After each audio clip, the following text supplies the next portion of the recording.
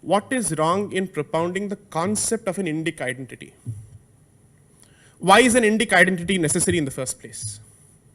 An Indic identity is necessary in the first place because unless and until you impute a certain identity to yourself, you allow outsiders to mold and fashion your identity.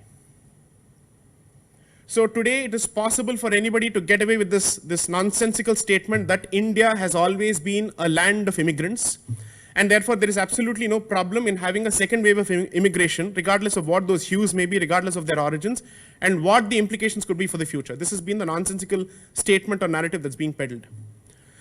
So the absence of an identity or a vacuum with respect to your identity allows somebody else to cast and impose a certain identity on you. Which is why it is important for us to craft an identity for ourselves, and that is the Indic identity. What is the meaning of an Indic identity? Why are we not using any other term for it? Why Indic in the first place? Because the word Indic is capable of encompassing within its scope several ways of life, several value systems, not all of which may be able to live with each other. There is a serious difference between the Vedic way of life and the Jainic way of life, and the Buddhist way of life. All of these need to be able to be assimilated in one particular basket. And the only basket that can do this is the Indic basket. If you do not give this identity to yourself, take it from me in writing, you will find articles being written to the effect that there is not much of a difference between the United States of America and India insofar as it being a melting pot of multiple races and multiple cultures, and therefore there is no Indic way of life, and there is nothing that is native to this particular land. And the moment you try and say there is something that belongs to this particular land, you will be branded a xenophobe, someone who has a problem with anybody entering this country. Which is why it is important for you to have an Indic identity. That's point number one. But let's try and actually expand this issue a bit more. How many of you have followed the Sabarimala debate of entry or the right of entry of women into Sabarimala? How many of you have followed it? Okay. And how many of you have followed the discussions on TV with respect to Sabarimala? On NDTV or any other place? Most of you, I'm hoping that most of you have actually seen it.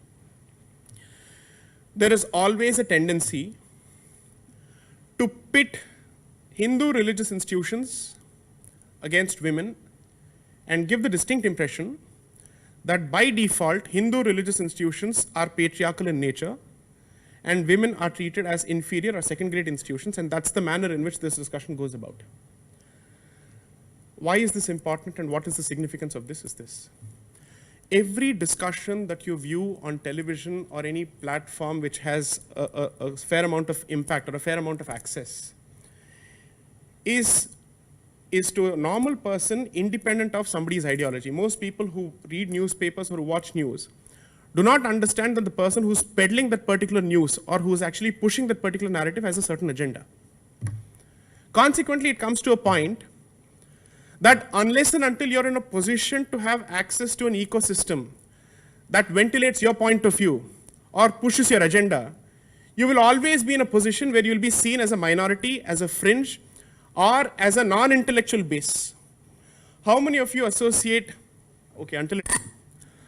every time you watch a debate on television, let's say on NDTV, you'll always find three articulate people speaking immaculate English, representing a certain point of view, and anyone who represents the Indic standpoint or the Indic point of view will be a person who is inarticulate, who struggles with English, and who will come out as a person who is a misogynist of the first order, who is a patriarch of the first order.